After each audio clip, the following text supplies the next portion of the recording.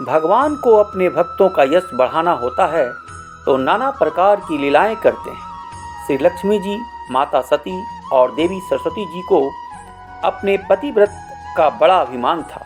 तीनों देवियों के अभिमान को नष्ट करने तथा अपनी परम भक्तिनी पतिव्रता धर्मचारिणी अनुसुईया के मान बढ़ाने के लिए भगवान ने नारद जी के मन में प्रेरणा की।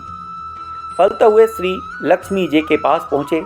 नारद जी को देखकर लक्ष्मी जी का मुख कमल के समान खिल उठा।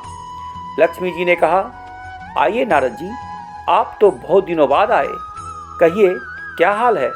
नारद जी बोले, माता क्या बताऊं, कुछ बताते नहीं बनता।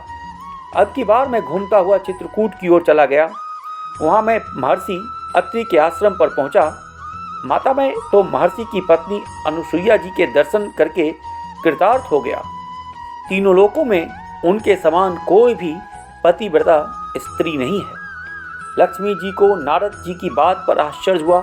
उन्होंने पूछा, नारद, क्या हुआ मुझसे भी बढ़कर पतिव्रता है?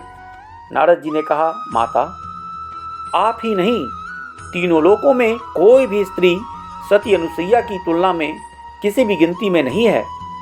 इसी प्रकार देवर्षि नारद ने माता पार्वती एवं माता सरस्वती के पास जाकर उनके मन में भी सती अनुसुईया के प्रति यही भाव जगा दिया। अंत में तीनों देवियों ने त्रिदेवों से हट करके उन्हें सती अनुसुईया के सतीत्व की परीक्षा लेने के लिए आग्रह किया।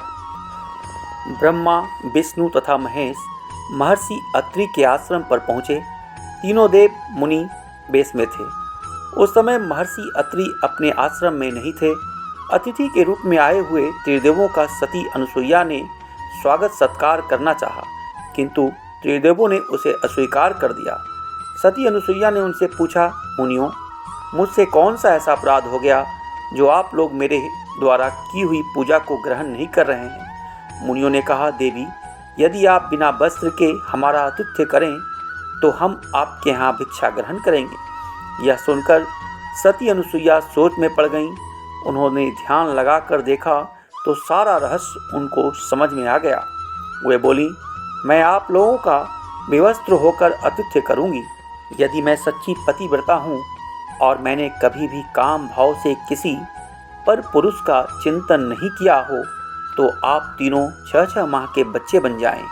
पतिव्रता माता अनुसुईया का इतना कहना था कि त्रिदेव 6-6 माह के बच्चे बन गए।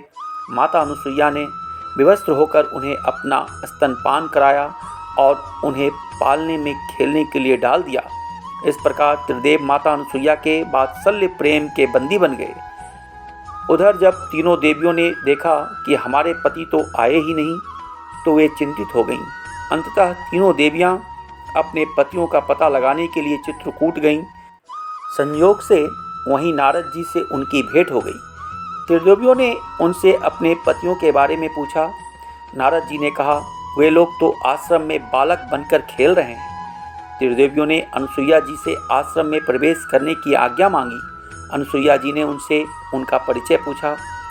त्रिदेवियों ने कहा, माता जी, हम तो आपकी बहुएं हैं, आप हमें क्षमा कर दें और हमारे पतियों को लौटा दें। अनुसुईया जी का हृदय द्रवित हो गया। उन्होंने बच्चों पर जल छिड़ककर उन्हें उनका पूर्व रूप प्रदान किया और अंततः उन त्रिदेवों की पूजा स्तुति की।